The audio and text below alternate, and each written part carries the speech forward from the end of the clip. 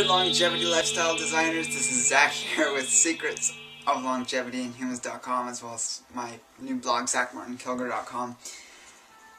And today I want to talk about one thing I'm quite passionate about, and that is Chinese culture or Chinese philosophy. I am very much involved in various disciplines such as Chinese internal martial arts, as well as various other Chinese exercises, Qigong, and that sort of thing. And one of my all-time favorite books, and I believe perhaps it is my #1 favorite book, is The Tao of Pooh. If anyone has heard of this before and read it, you'll know what I'm talking about. It's a very unique book, and it's a very fun read. It's very short. Let's see how many pages it is. It's like 150 pages, not even, just over 150 pages. And it is basically an introduction to the philosophy, or it's hard to call it a philosophy, but it's sort of like the spiritual philosophy of Taoism, which is one of the philosophies that emerged in ancient China along with Buddhism and Confucianism.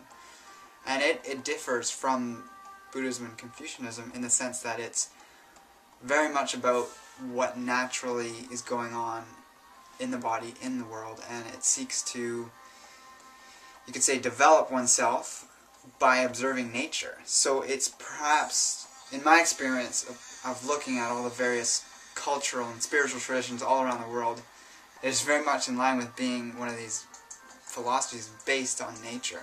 So if you happen to be the type of person that's attracted to either like Ayurvedic type yogic exercises or philosophies, or even shamanic or native views of the world or the universe, you might be attracted to Taoism as well.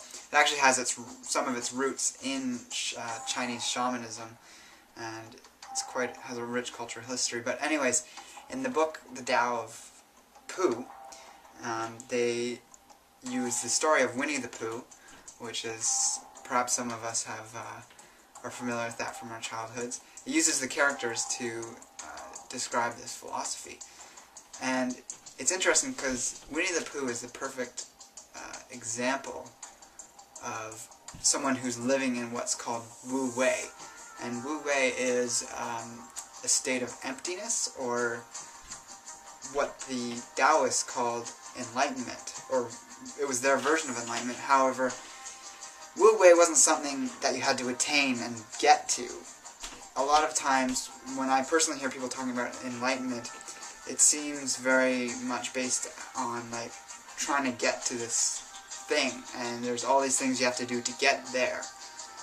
And then once you get there, you can fall off it as well. Wu Wei is simply a state you can enter into in the moment like that.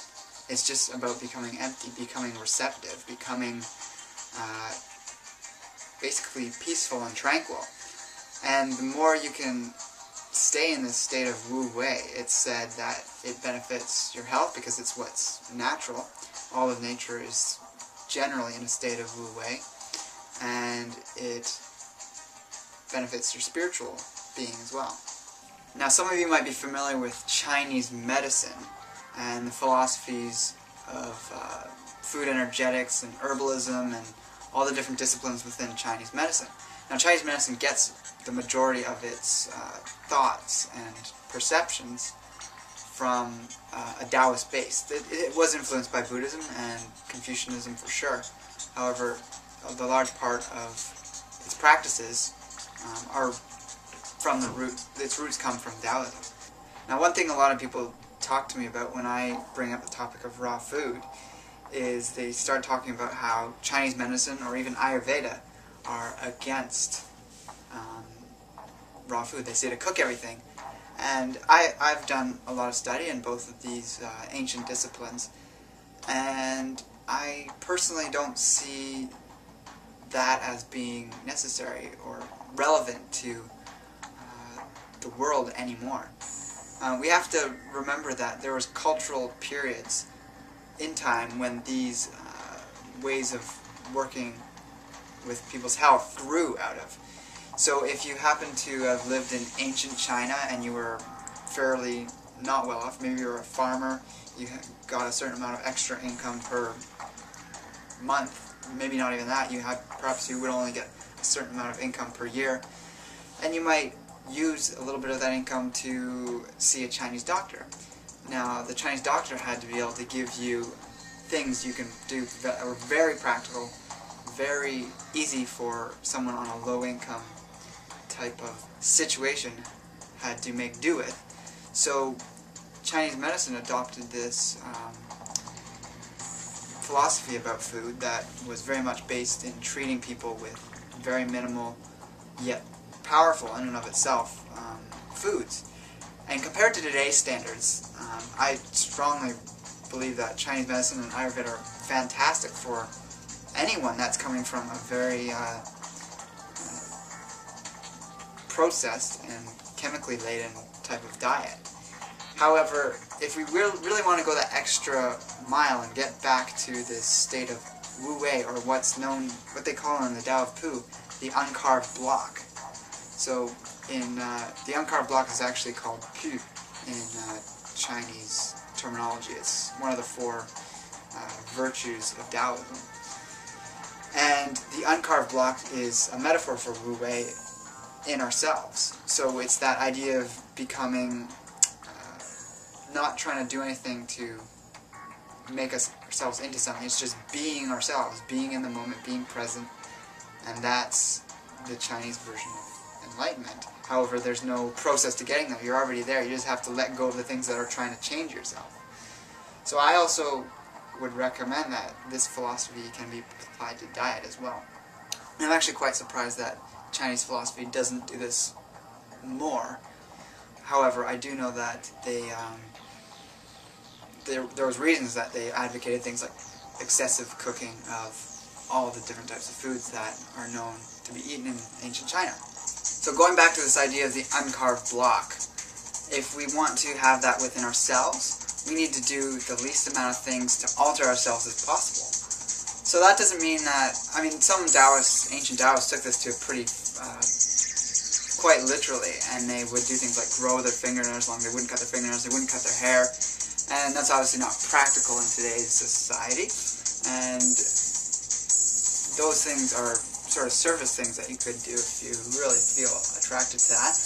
However, what I'm referring to in terms of being the uncarved block is just general personality things, and you can apply it to your path of exercise, health, or philosophy, spiritual practice. The uncarved block, or the state of Wu Wei, can be applied to those things. And it can also be applied to diet, and that's why I'm an advocate of raw food, is because it's allowing the food to be in its most natural state, and this is, by this philosophy, it tells us that this is the most nutritive way to take in food. And there's actually another instance in ancient China that talks about raw food, which is quite uncharacteristic for the Taoist philosophy, that a lot of people get confused about being connected with just eating cooked food. So there's a little poem that's written by the Taoist immortal Sun Bu-er.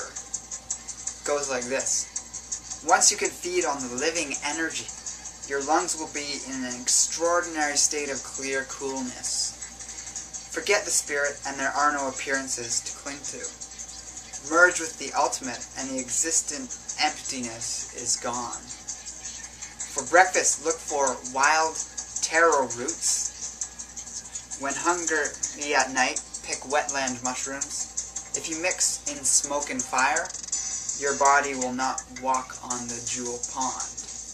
So those last 2 lines there are specifically about consuming your food in a non-heated state, or a non-cooked state. So I'm definitely not dogmatic when it comes to eating raw food. If your diet happens to include a bit of cooked food, I think that's fine.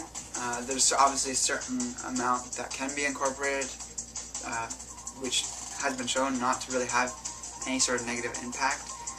Lots of people do a high raw diet, and that's fine too.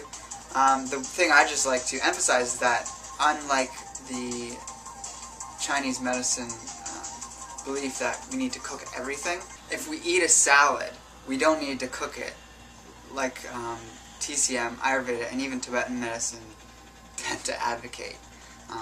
We just need to be aware of the inherent electromagnetic potential that's in raw food and recognize that that's part of the uncarved block of that food, and we don't need to carve the block, so to speak, by cooking it.